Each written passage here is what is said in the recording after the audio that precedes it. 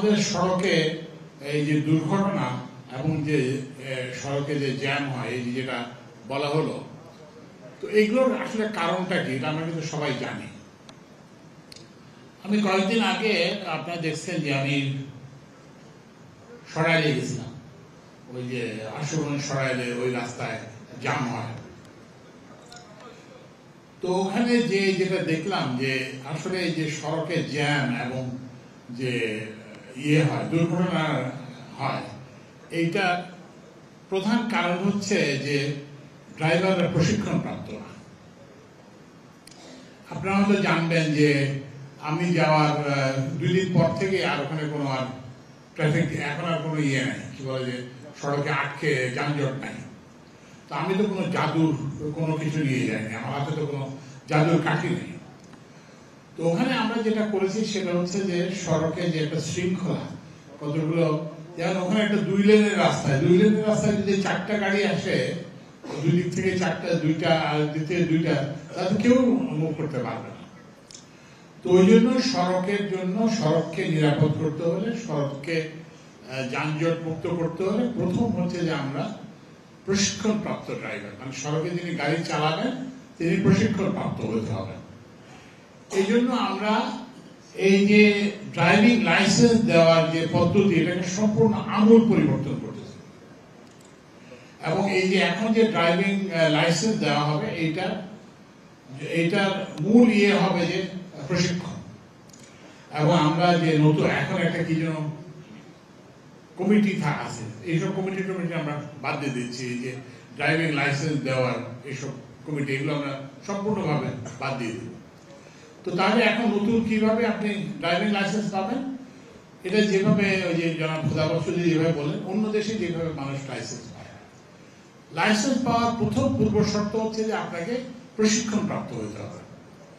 তো এই জন্য আমরা বলেছি যে সামনে লাইসেন্স পেতে হলে আপনাকে 60 ঘন্টার প্রশিক্ষণ নিতে হবে, এবং এই প্রশিক্ষণের ব্যবস্থা আমরা করব। এবং আপনি যখন প্রশিক্ষণ নেবেন তা আপনার তো আয় থাকবে না, সেই জন্য আমরা প্রশিক্ষণ একটা ভাতা আপনাদেরকে দেব।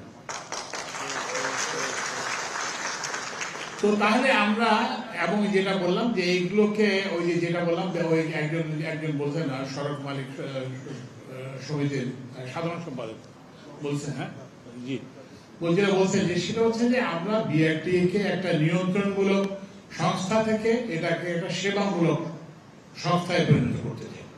সানশাইন আটা ময়দা সুজি, ভালোবাসায় তৈরি।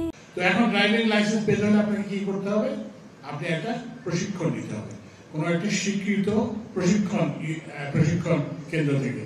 আমাদের বিআরটিসির আছে, তারপরে সেনাবাহিনীর আছে, তারপরে পুলিশের আছে, নানান জায়গায় আছে। এবং আমরা যেটা বললাম যে প্রাইভেট যারা প্রশিক্ষণ দিতে চান তাদেরকে আমরা এনকারেজ করব।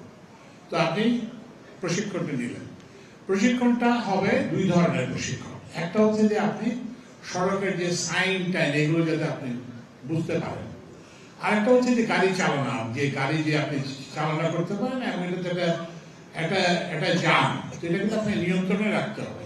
এবং এই যে সড়কে দুর্ঘটনা হয় এটা নিয়ন্ত্রণে রাখতে না পারার কারণে হয়, তো সেটার জন্য প্রশিক্ষণ হবে। তারপরে আপনার হচ্ছে শারীরিক সামর্থ্য, যেমন চোখের আইসাইট ঠিক আছে কিনা, তারপরে হচ্ছে ডোপ টেস্ট, এগুলো করে এখন আমরা এটাকে মোটামুটি ভাবে বেশিরভাগ কাজ বিআরটি থেকে হস্তান্তর করে আমরা ড্রাইভিং ইনস্টিটিউটে দিয়ে দেব। সুতরাং বিআরটি এর যে ওই যে একটা নিয়ন্ত্রণমূলক ক্ষমতা সেটা থাকবে না।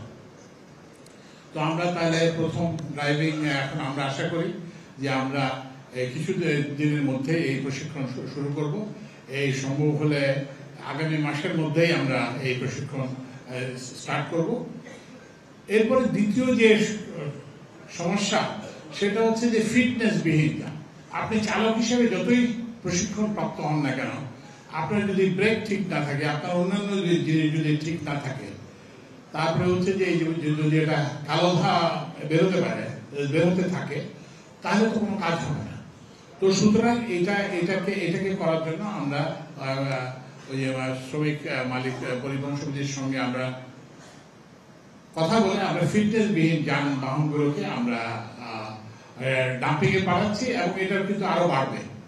তো সুতরাং যারা গাড়ি করেন, গাড়ির যারা মালিক, তারা তাদের গাড়ির ফিটনেসটা ঠিক রাখতে চেষ্টা করবেন এবং ফিটনেসবিহীন গাড়ি কিন্তু কোনো অবস্থাতেই চলতে দেওয়া যাবে না, কারণ এটাও কিন্তু ওই যে সড়কে যে দুর্ঘটনা, এটা একটা অন্যতম কারণ।